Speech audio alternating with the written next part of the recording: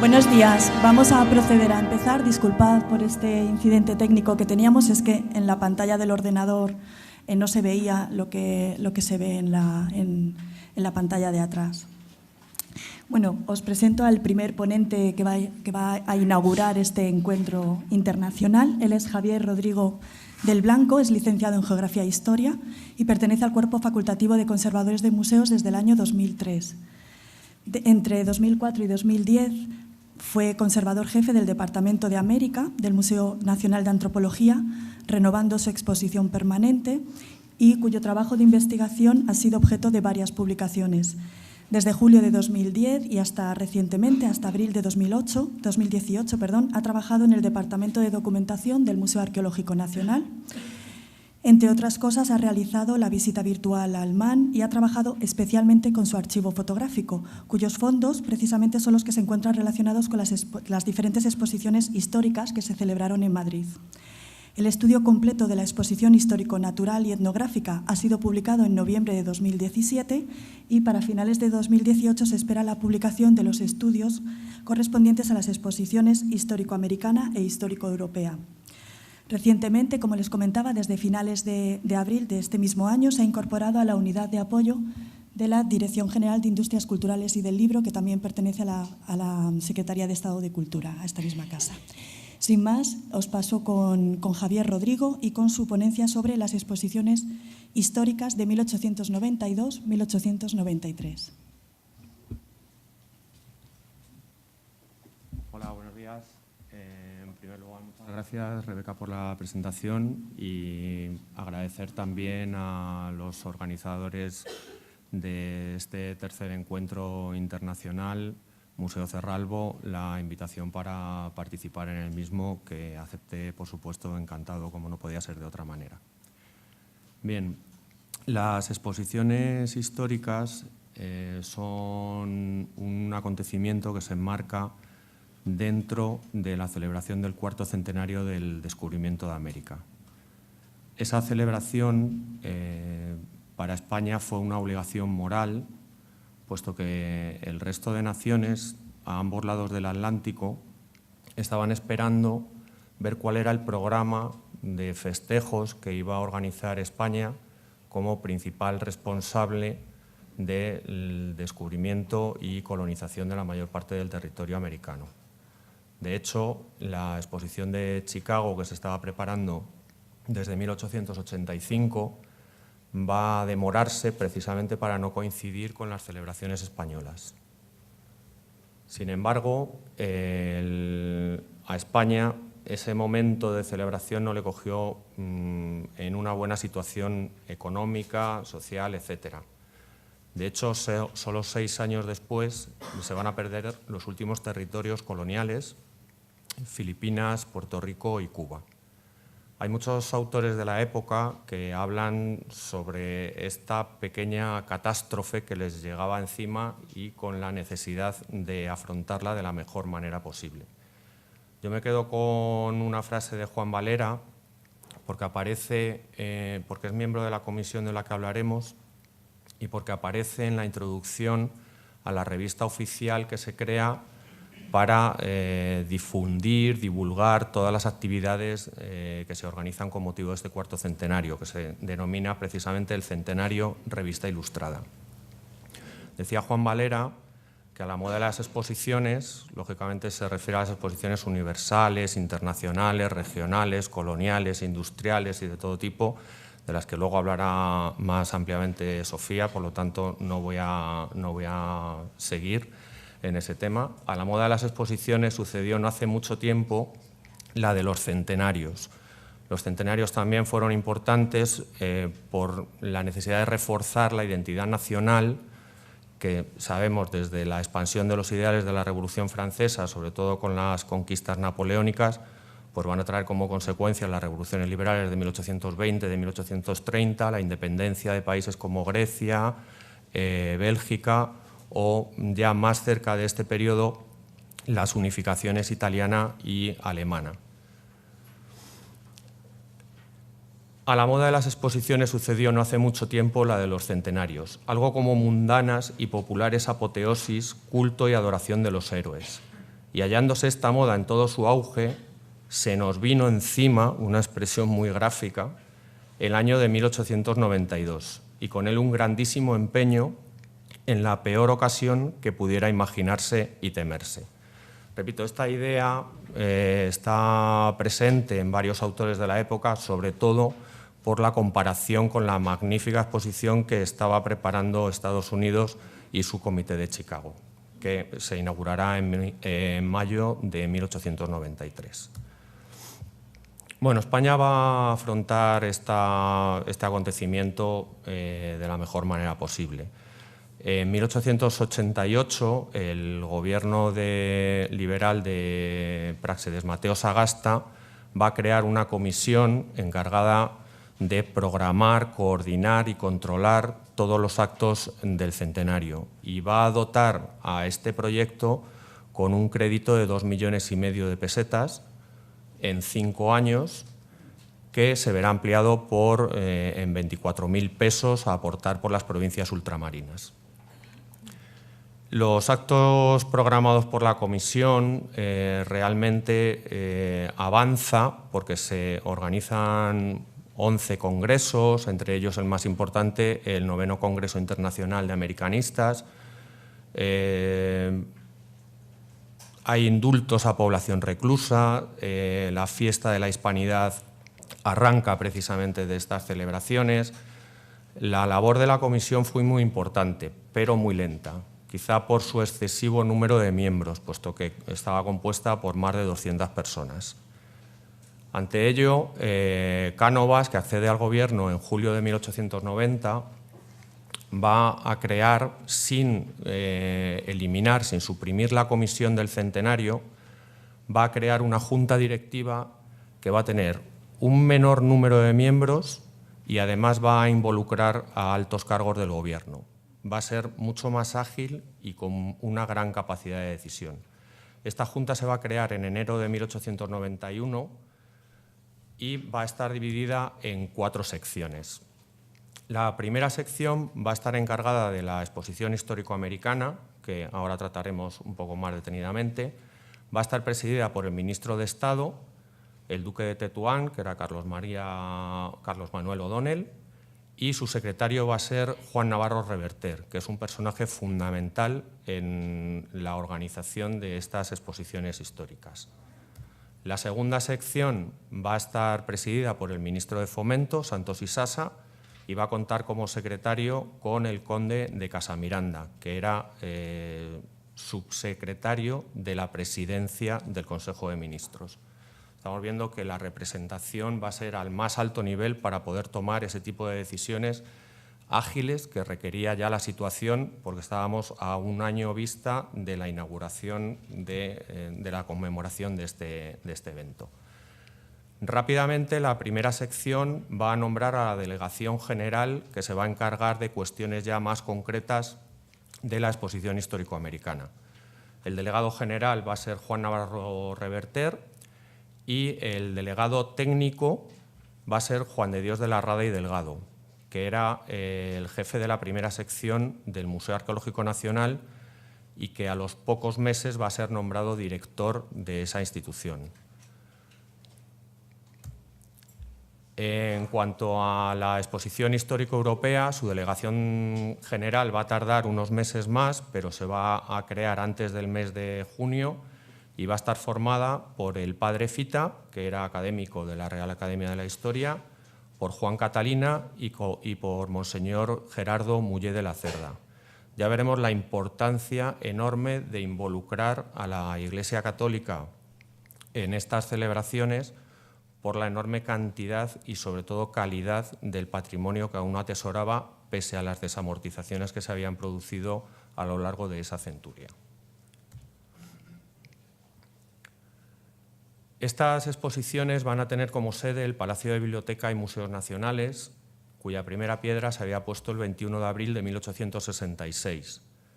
Desde entonces, cambios en el proyecto inicial, luchas entre arquitectos, desavenencias, huelgas, todo tipo de circunstancias habían ido cayendo sobre la construcción de este edificio que no llegaba a terminarse nunca. con motivo del cuarto centenario, se toma ya la decisión de acabar el edificio para que pudiera servir como sede para estas exposiciones. En 1884 se va a nombrar a Antonio Ruiz de Salces como arquitecto principal del edificio y va a ser él quien lo va a terminar. Junto a él pues tenemos a Agustín Querol como uno de los principales responsables de su programa escultórico.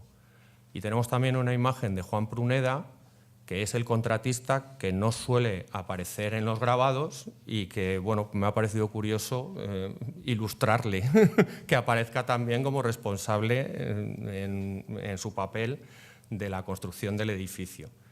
Este edificio va a tener dos fachadas principales, una al Paseo de Recoletos, que tenemos abajo a la izquierda, y otra a la calle Serrano. La diferencia de alturas viene dado por el desnivel que presenta el terreno, que por la parte de Recoletos tiene 3 alturas y por la parte de Serrano va a contar únicamente con 2. Las exposiciones, después de mucho trabajo, de mucho esfuerzo, estaban pensadas que se inauguraran el 11 de septiembre de 1892, pero no se van a abrir al público hasta el 30 de octubre. Y la inauguración oficial va a tener lugar el 11 de noviembre de 1892. Las razones, pues que no se había podido acabar de montar toda la exposición, faltaban vitrinas que hubo que contratar casi a última hora, etcétera, etcétera. Los problemas típicos de los montajes que yo creo que casi todo el mundo conocemos y que con el volumen que manejaban pues eran unos problemas desde luego inmensos. Además, en octubre los Reyes fueron a inaugurar el Congreso Internacional de Americanistas que tuvo lugar en el monasterio de Santa María de la Rábida, y Alfonso XIII, un Alfonso XIII niño, pues cayó enfermo y tuvo que quedarse reposando en Sevilla, y todo eso no hizo más que demorar un poco la inauguración oficial de estas exposiciones, que estaba prevista su clausura para el 31 de diciembre de 1892.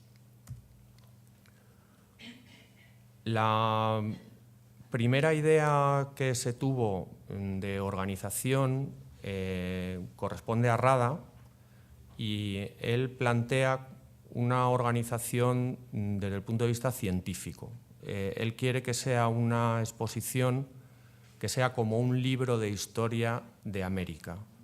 Entonces plantea un primer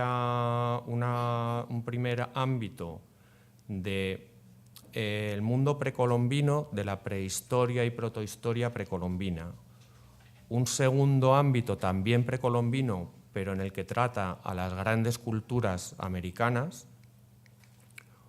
Otro ámbito que sería el poscolombino, para mostrar la influencia, la beneficiosa influencia de la cultura europea sobre los pobladores de América, y una sección especial dedicada a Colón. De hecho, las primeras referencias a este centenario no son referencias al centenario del descubrimiento de América, sino que son referencias al centenario de Colón. Y a medida que va evolucionando, va a ir cambiando esta denominación para ampliarla y no personalizarla tanto sobre la figura del descubridor. Bien, este era el planteamiento inicial, pero también se planteaba en el Parque del Retiro la instalación de determinados modelos de cabañas, de arquitecturas, etcétera, etcétera, que luego finalmente no tuvo lugar. Lo que sí se acabó de montar fue otro tipo de exposición completamente distinto. Las repúblicas americanas deseaban tener reunidas todas sus colecciones en unos mismos espacios, lo cual chocaba radicalmente con el planteamiento que había hecho Rada. Y Antonio Cánovas del Castillo, lógicamente, va a aceptar esta propuesta, que ya venía implícita también en el Reglamento General de la Exposición Histórico-Americana. Siempre hay una pequeña pelea entre la parte más políticamente correcta y la más técnicamente conveniente o adecuada. Al final, bueno, pues para responder a la generosidad de las repúblicas americanas se va a acceder a que cada una de ellas cuente con sus salas, que van a elegir ellos, además. Entonces, bueno, pues el recorrido por la histórico-americana no nos vamos a detener mucho porque fundamentalmente la exposición histórico-americana va a contar con objetos de naturaleza arqueológica, etnográfica y antropológica. Por lo tanto, no va a ser muy importante a efectos de este encuentro que está más vinculado con las artes decorativas. Solo decir que las repúblicas americanas llevan a cabo un esfuerzo enorme de excavación, de recolección de un montón de objetos que les permiten descubrirse a sí mismos y su patrimonio histórico. Muchos de estos objetos luego van a ser llevados a la exposición de Chicago. La exposición histórico-europea era el contrapunto a cómo se encontraba América en la época anterior y posterior al descubrimiento. Es un poco ver la cultura europea entre los siglos XII y la primera mitad del siglo XVII. Aunque esos márgenes cronológicos no van a ser fijos porque encontramos piezas del siglo XI y va a haber algunas incluso de los siglos XVIII y XIX, pero más o menos ese era el ámbito cronológico que se quería mostrar. En palabras propias del reglamento de la exposición era desde la restauración visigoda hasta la segunda mitad del siglo XVII. Y esta exposición, al igual que la histórico-americana, va a tener un planteamiento técnico de agrupar los objetos que se van a exponer por secciones en función de su naturaleza, y luego vamos a ver que va a haber otro planteamiento distinto. Pero sí que nos sirve este planteamiento técnico para ver un poco qué objetos y cómo se agrupaban. Va a tener una sección primera de Bellas Artes con un grupo único que contaba con obras de escultura, pintura y grabado. No se planteaba la representación arquitectónica porque no tenían espacio y porque no les interesaba en ese momento, aunque habrá algunas maquetas.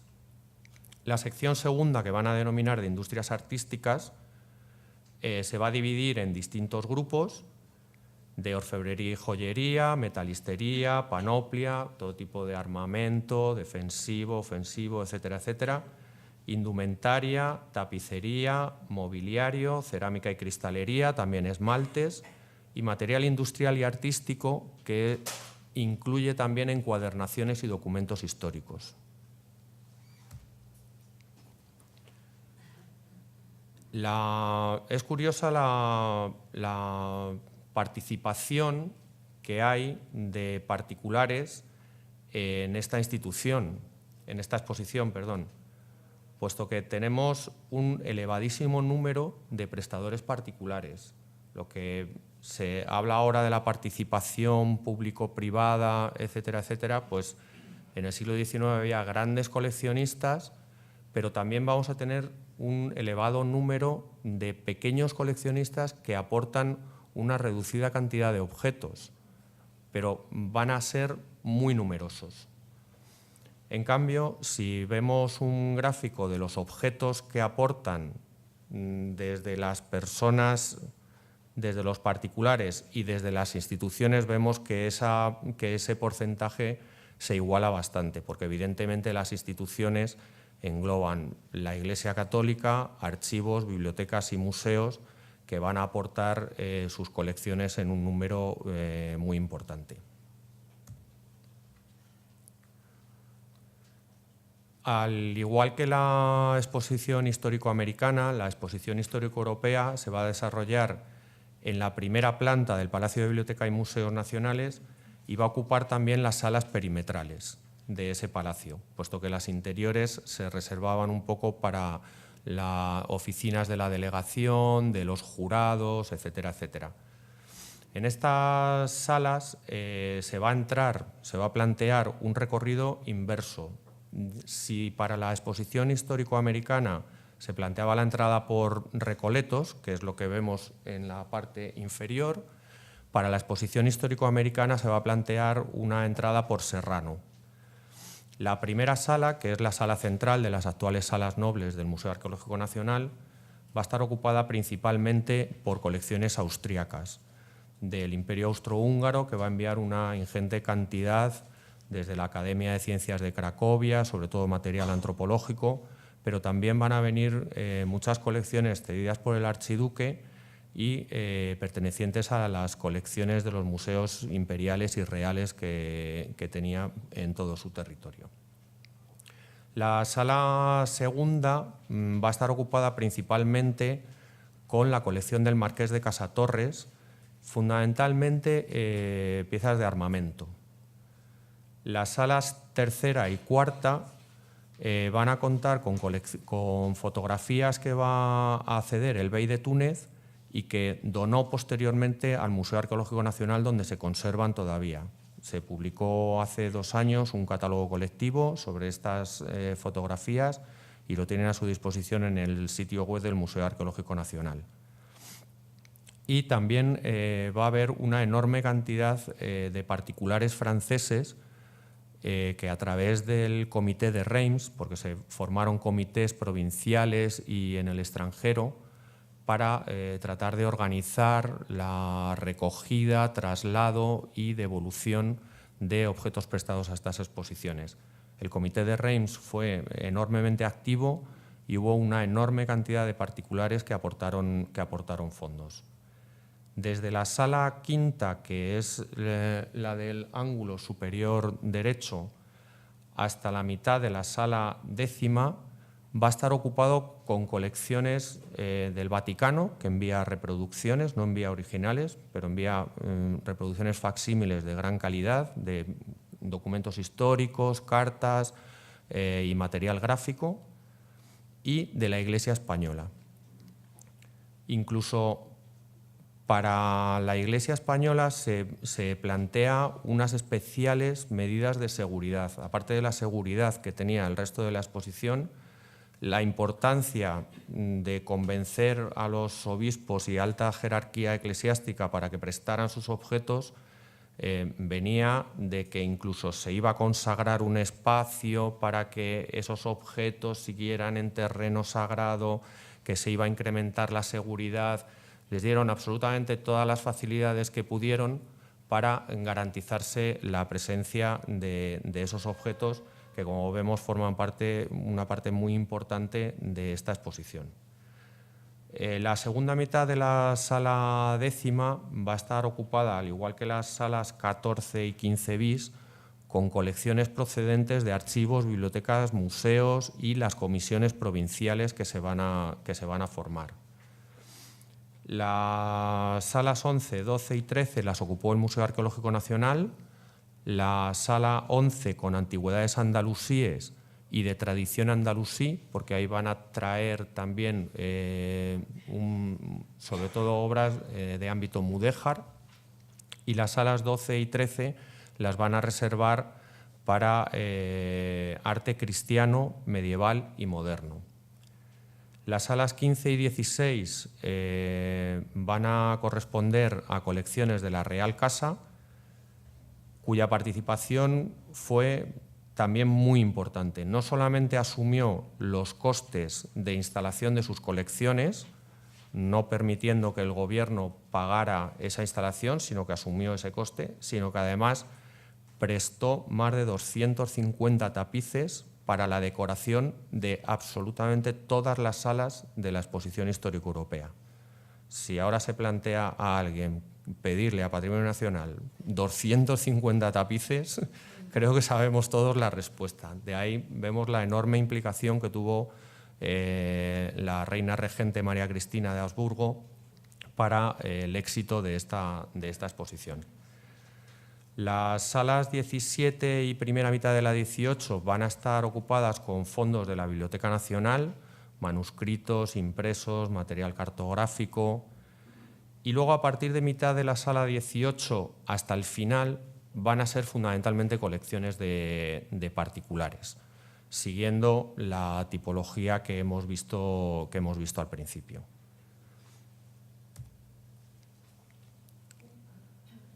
Como decíamos, las exposiciones, tanto la histórico-americana como la exposición histórico-europea, tenían que haberse clausurado el 31 de diciembre de 1892.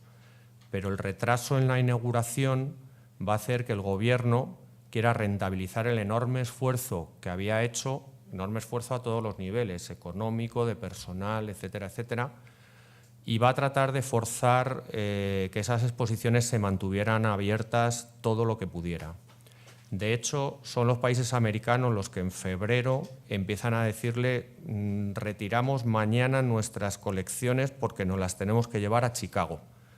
Tenían que embalar, trasladar, montar en Chicago, etcétera, etcétera. Entonces, las repúblicas americanas esperaron hasta el último momento y en febrero se empieza a desmantelar la exposición histórico-americana.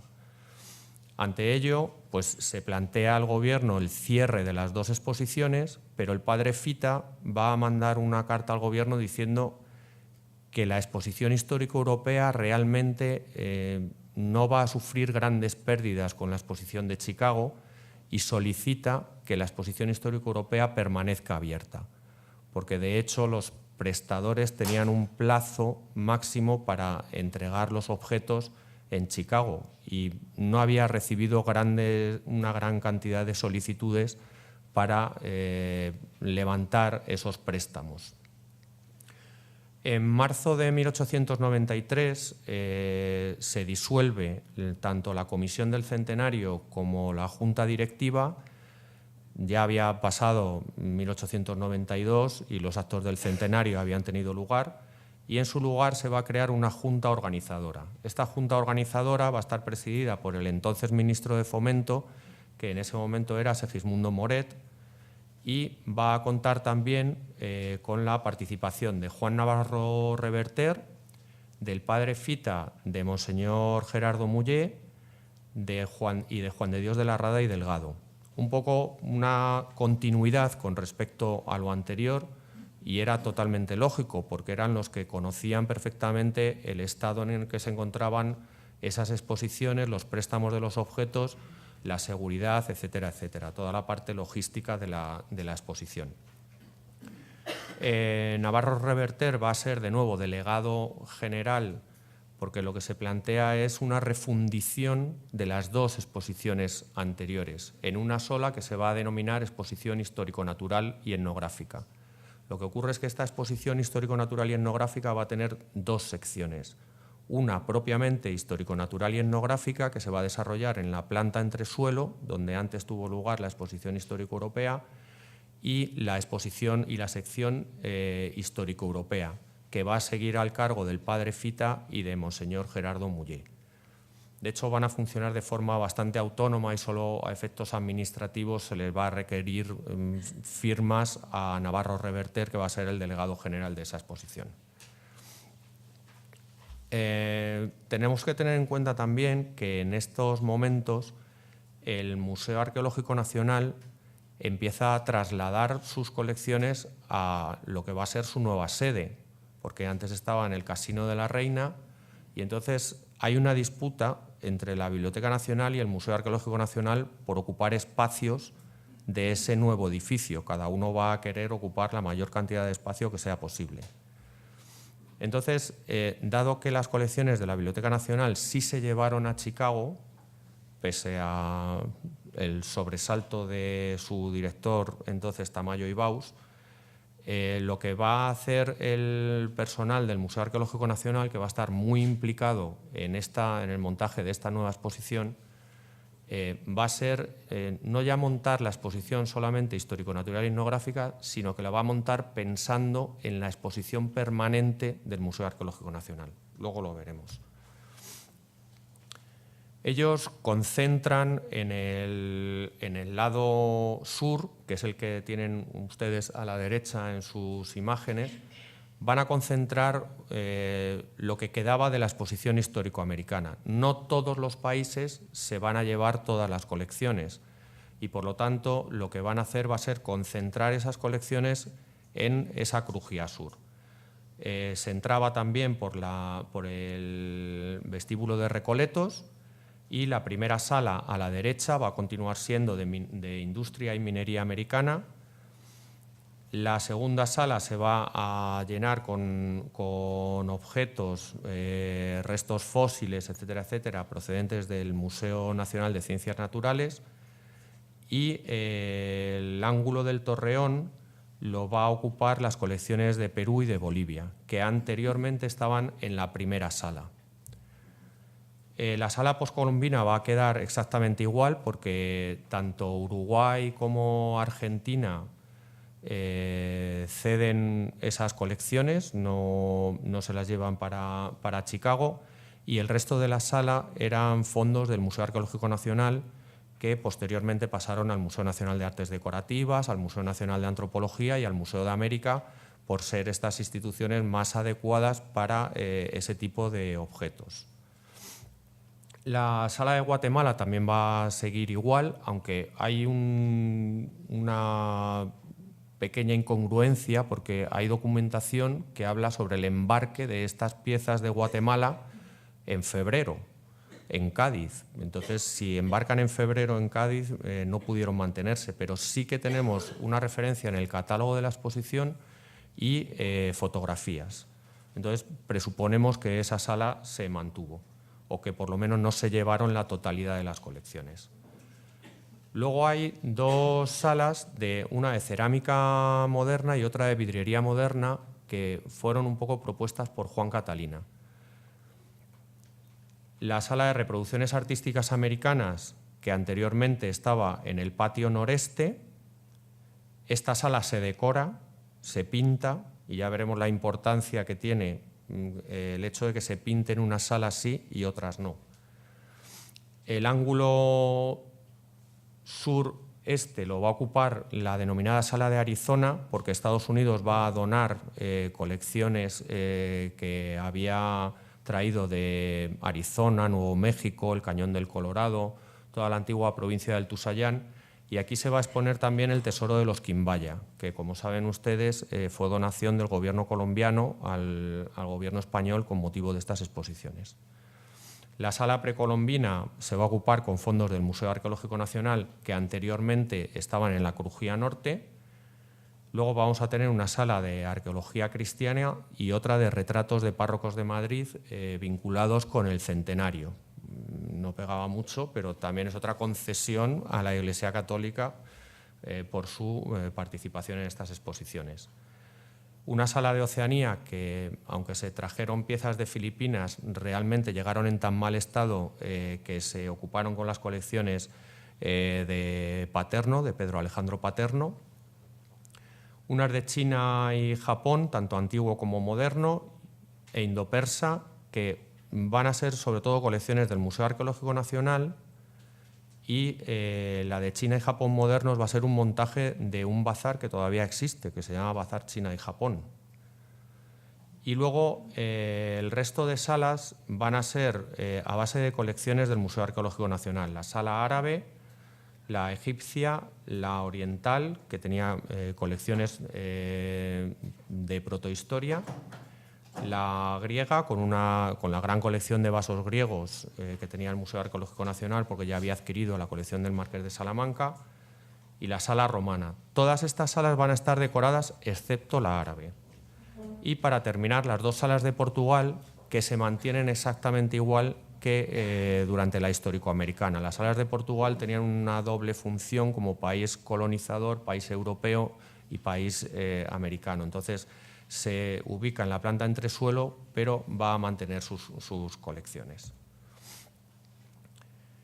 Tenemos, en base a esa distribución, podemos suponer cuál iba a ser la distribución de la colección permanente de la exposición permanente del Museo Arqueológico Nacional.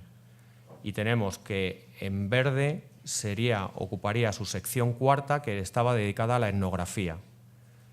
Y la mayoría de esas salas se van a decorar.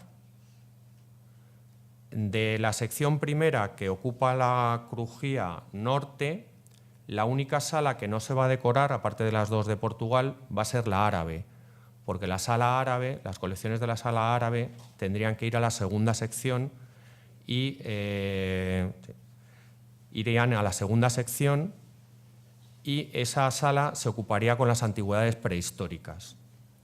La segunda sección que ven ustedes en verde es la de Edad Media y Edad Moderna, Por lo tanto, tenía todo su sentido poner las salas de cerámica moderna y de vidriería moderna al final de ese planteamiento.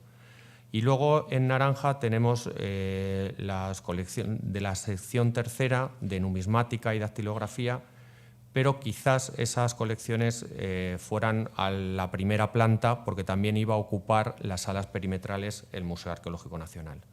Luego, como sabemos, esta distribución no se mantuvo porque por decisión de Cánovas se va a trazar una línea y el Museo Arqueológico Nacional no va a ocupar la mayoría del edificio, sino que este va a ser ocupado por la Biblioteca Nacional. Por lo tanto, todo el trabajo de pintura de salas, montaje de colecciones, vitrinas, etcétera, etcétera, va a tener que volver a hacerse para la nueva inauguración que al final tendrá lugar en el año 1895. Como decía Rebeca en la presentación, el año pasado se presentó el catálogo colectivo sobre la exposición histórico-natural y etnográfica, que tienen ustedes a su disposición en el sitio web del Museo Arqueológico Nacional. Hay una publicación asociada, hay un mapa interactivo para los objetos que hemos identificado que están expuestos en cada sala, pues a través de CERES, puedan ustedes tener acceso a la información y a las imágenes de los mismos. Así que yo por mi parte, pues nada más. Muchísimas gracias por su atención.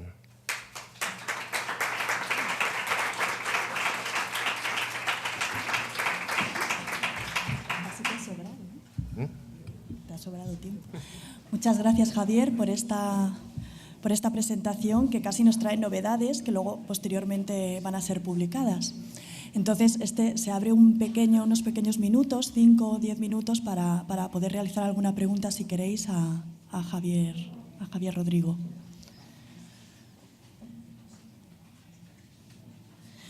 Yo te voy a hacer una pregunta para abrir un poco el debate, aunque luego sabéis que al final de la jornada va a haber un debate un poco más extenso ya entre todos los ponentes, ¿vale? Para poner cosas en común. Pero me ha llamado la atención, sobre todo en la exposición histórico-europea, como al principio de la Rada pretendía mostrar un poco esa evolución de las artes, tanto decorativas como las otras artes, no sé cómo enfocarlas, cómo dividirlas, para que se pueda ver esa evolución desde el siglo IV, V hasta el siglo XVII, supongo, ¿no? Por temáticas, por materias, y cómo se rompe todo ese concepto nuevo en España, y tan nuevo como que no se puede implantar, cómo se rompe completamente para dar prioridad al coleccionismo individual de la alta burguesía, de la aristocracia fundamentalmente, y de las instituciones que también se separan, por así decir, ¿no? Entonces, cómo en España todavía permanece ese afán de mostrar las colecciones siempre ligadas a una persona o al valor social, económico y político de ciertas personas, de la aristocracia y la alta burguesía, y seguimos todavía muy por detrás de Europa en relación a mostrar a esa parte educativa, a esa parte de enseñanza, a esa parte de esa nueva museografía que está empezando a surgir en Europa, pero que todavía en España no aparece. Entonces, me gustaría saber en qué momento o por qué, quién fue el detonante, la causa de paralizar el planteamiento de la Rada y plasmar esa otra exposición.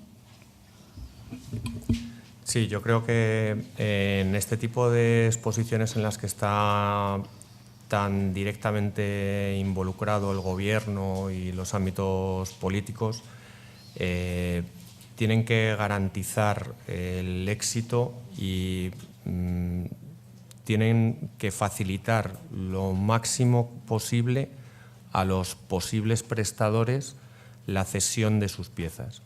Entonces, evidentemente, hay unos principios de divulgación como cartelas indicando los objetos, porque todos los prestadores tenían que cumplimentar una cédula de inscripción por cada objeto que cedieran. En esa cédula tenía que poner toda la información que luego iba a ser utilizada para el catálogo e incluso para las cartelas explicativas en la propia exposición. pero ningún coleccionista, porque son varias las personas que indican que no quieren que sus colecciones se dividan mucho. Y encontramos varias referencias en prensa de la época o en la documentación. Entonces, se tiene miedo un poco porque precisamente por esta obligación moral que era el cuarto centenario y la escasez de recursos que tenía España, el gobierno piensa que va a ser el patrimonio histórico, porque es lo que le supone a lo mejor una menor inversión, lo que más rentabilidad le va a dar. Entonces, no van a querer poner en peligro esa cesión de objetos tan importante para conseguir el objetivo final, que era, bueno, pues el prestigio del país ante un acontecimiento de una magnitud enorme. Y también un poco porque en el gobierno estaban representados por la aristocracia y la burguesía, por lo tanto entre ellos mismos se ayudaban un poco, sí, por así decir, ¿no? Bueno, ¿hay alguna pregunta en relación a, no sé, al montaje expositivo, a las exposiciones que llegaron? Sí, por favor. Yes, of course. Perdón, ¿la persona necesita usar un micrófono si necesitan interpretación?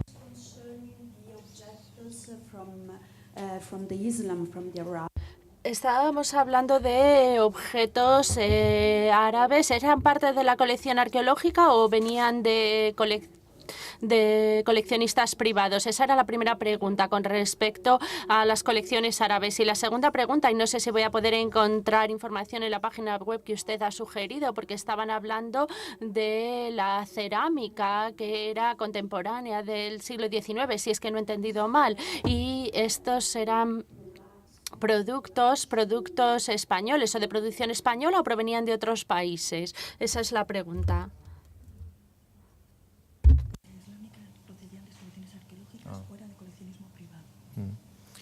Well, the Islamic objects, los objetos islámicos pertenecen al museo, la mayoría. Pero siguen en el museo los objetos que se vieron durante la exposición.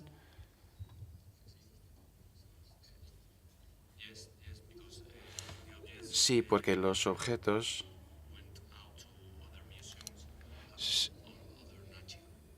prestados a otros museos tienen otra naturaleza, sobre todo artes decorativas o gráficas, o pertenecía a países hispanoamericanos. Por eso se explica el movimiento de estos objetos durante este periodo.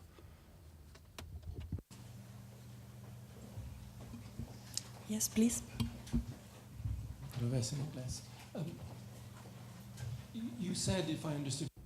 Ha dicho, si es que lo he entendido bien,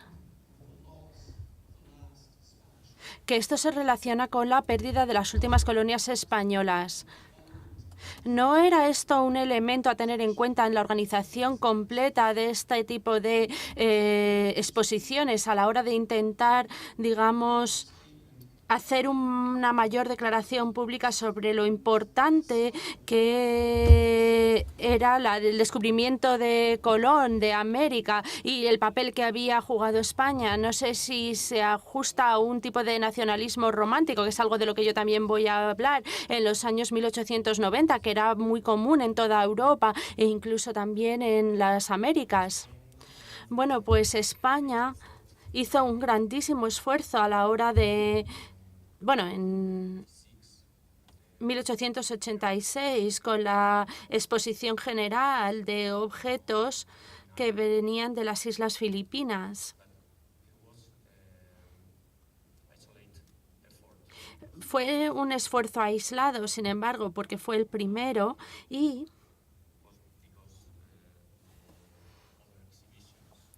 como las otras exposiciones, como la exposición que se iba a dar en Filadelfia o en París o en otros sitios,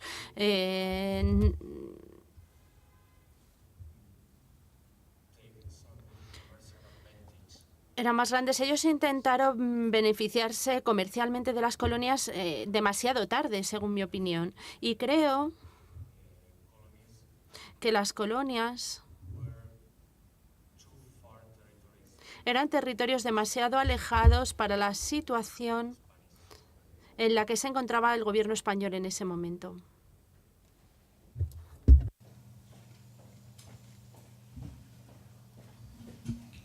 ¿Alguna otra cuestión? ¿Alguna otra pregunta? Sí, a mí me gustaría que nos ampliases un poco más la información del bazar de China y Japón que has comentado, que estaba expuesto y que todavía tenéis. Sí. Conservar. Sí, bueno, es un bazar que se llama China y Japón. Creo que está en la calle Postas, pero de todas formas la información la tienes recogida en la publicación que se hizo sobre la exposición histórico-natural y etnográfica. Mis compañeras Virginia Salve y Concha Papí trataron el tema de la museografía y son ellas las que dan los datos sobre ese bazar. Hemos encontrado en el Archivo General de la Administración bocetos, hemos encontrado el nombre del decorador, del diseñador de esa decoración, y toda esa información está contenida en ese artículo. Yo creo, para no demorar más la celebración de este encuentro, yo te remito directamente a ese artículo que tienes a tu disposición en ese sitio web para descargártelo completamente gratuito.